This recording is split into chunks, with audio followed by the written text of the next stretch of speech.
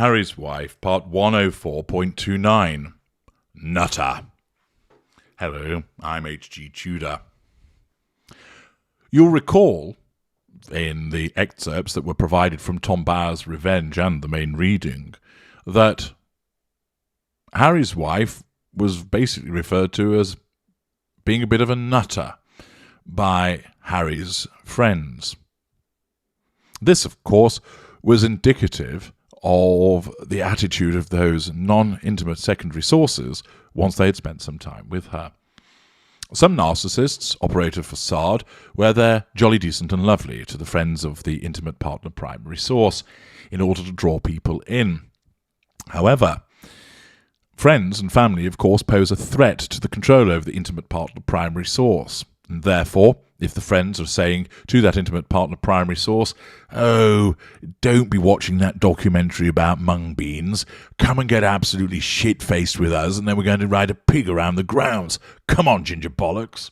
And if ginger bollocks, of course, enjoying getting absolutely munted on fine wines and riding on the back of a pig around the grounds, decides that that's what he wants to do, well, of course, that poses a problem to the narcissist because the narcissist doesn't have control over him.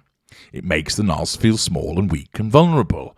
And therefore, the narcissism goes, "Okay, guys, let's get into action here. What we need to do is ensure that the intimate partner primary source is brought back under control. How can we do this? Well, we could offer some kind of inducement, some flattery, some compliments, some spicy poontang to turn his head. That's an option. We could, of course, smear the friends and make out that they're ruffians and not to be trusted. Whisper some poison in the ear of the intimate partner primary source to cause him to think, what? Chunderbucket did that, did he?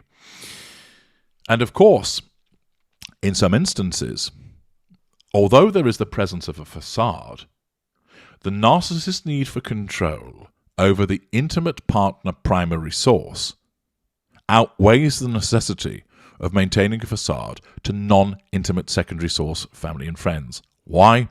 Simple. The IPPS is far more important. The IPPS gets that position because they are the easiest person to control who fulfills the fuel needs, character trait needs, and residual benefit needs of the narcissist better than anybody else. And therefore, they are the crown jewels. They are there to be protected. Now, whilst the former intimate partner primary source has fuel that's more potent than an intimate partner primary source, they don't attend to character traits and residual benefits and invariably tend to be harder to control, hence their former. But that intimate partner primary source is the most precious appliance for the narcissist. And if that means that the narcissist has to show a bit of a nasty side in front of friends and family to preserve control over the IPPS, then it will happen. Often, of course, and with more evolved narcissists, they are able to control the IPPS and the non-intimate secondary sources whilst maintaining a facade of being decent and fun and all the other things. And everybody thinks the narcissist is a jolly decent chap or chapess. But mid-rangers, because their facade is decent but prone to cracks and fractures, will find themselves from time to time struggling in this power dynamic between the necessity of total control over the IPPS whilst nullifying the threats to control posed by non-intimate secondary sources, with the result that family members and friends may well think, don't like this new person, obviously who is the narcissist. They don't recognise them as a narcissist, but they think, we never see much of Harry these days because he's always with her, or Jumbo never comes out anymore because he's always with his new girlfriend, or mother thinks, yet again they've not turned up to a family dinner, I don't know what it is that we've done. And through a variety of both benign and malign activities, the narcissist maintains that control over the intimate partner primary source, driving a wedge between them and friends and family to maintain that all-important control.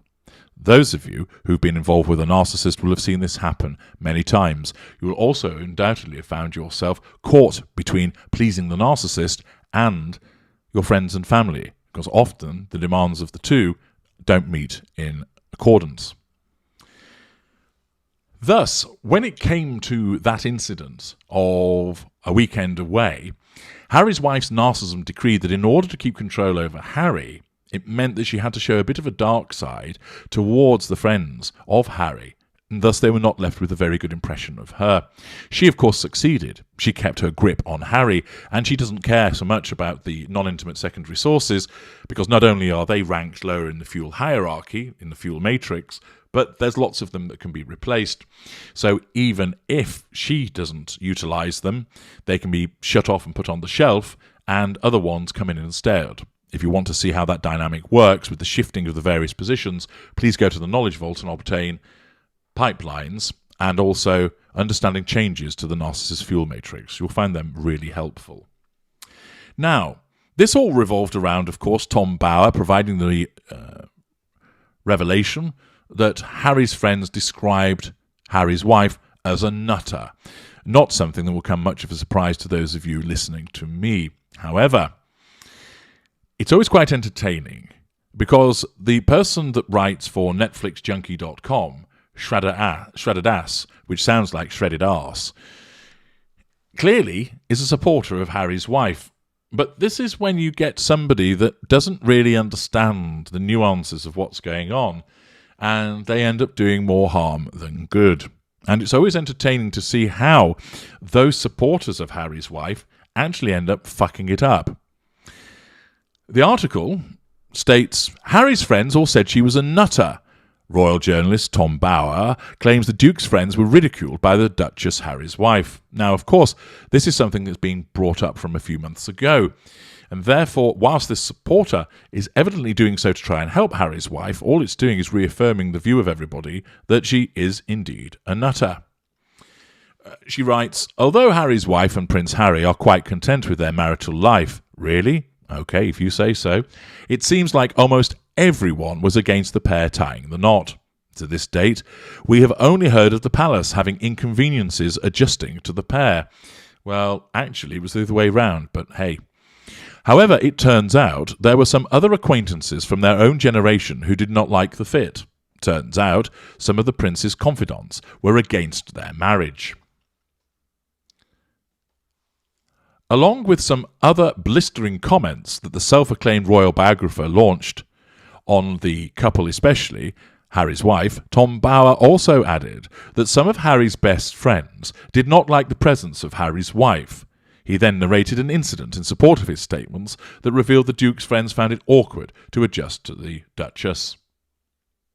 As per the British writer and other sources too, the prince had once invited a bunch of his pals to spend a weekend at a private residence of British monarchs. There were 16 of his former Eton University classmates who were to join the couple at Sandringham House.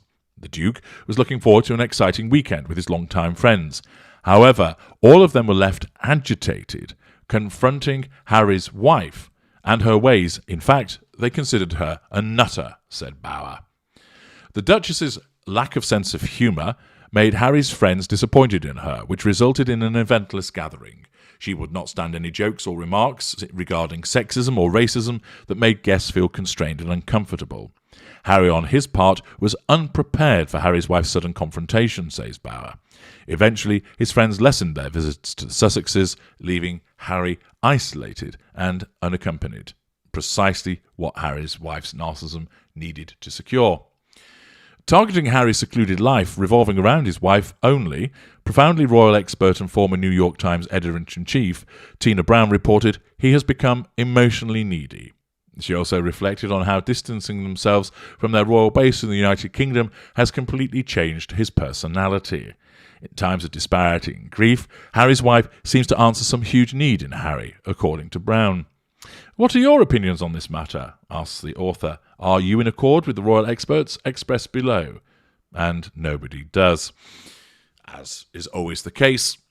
And therefore, this Harry's wife supporter brings up once again the accusations of her being a nutter, which provides me with an opportunity to explain to you the different power dynamic that takes place and how the facade can be dented, whereas required should control need to be maintained over that all-important intimate partner primary source.